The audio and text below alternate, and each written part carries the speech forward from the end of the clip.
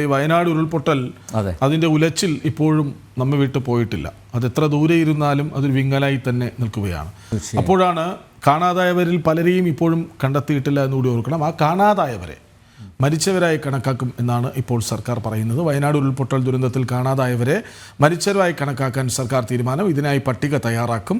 മരിച്ചവരുടെ ആശ്രിതർക്കുള്ള ധനസഹായത്തിന് 2 സമിതികൾ രൂപീകരിച്ച് സർക്കാർ ഉത്തരവ് പുറത്തിറക്കി.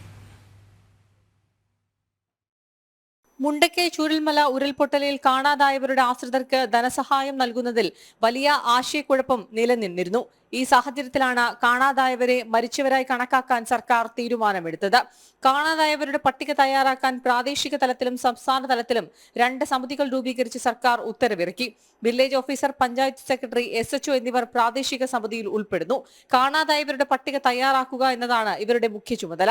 കാണാതായവരെ സംബന്ധിച്ച് ബന്ധപ്പെട്ട പോലീസ് സ്റ്റേഷനിൽ രജിസ്റ്റർ ചെയ്തിട്ടുള്ള FIRൽ നിന്ന് വിവരങ്ങൾ ശേഖരിക്കാനാണ് നിർദ്ദേശം. പട്ടിക ജില്ലാ ദുരന്ത നിവാരണ അതോറിറ്റിക്ക് സമർപ്പിക്കണം. തുടർന്ന് ആഭ്യന്തര സെക്രട്ടറിയുടെ നേതൃത്വത്തിലുള്ള സംസ്ഥാനതല സമിതി പട്ടികയിൽ സൂക്ഷ്മ പരിശോധന നടത്തും. സംസ്ഥാനതല സമിതി സർക്കാരിന് സമർപ്പിക്കുന്ന ശുപാർശയുടെ അടിസ്ഥാനത്തിലാകും കാണാതായവരുടെ ആശ്രിതർക്ക് ധനസഹായം അനുവദിക്കുന്നത്. കാണാതായവരെ മരിച്ചവരായി കണക്കാക്കി ഡെത്ത് സർട്ടിഫിക്കറ്റ് നൽകുമെന്നും വ്യവസ്ഥകൾക്ക് വിധേയമായിട്ടായിരിക്കും നടപടിയെന്നും സർക്കാർ പുറത്തിറക്കിയ ഉത്തരവിൽ പറയുന്നു. ജനം, തിരുവനന്തപുരം.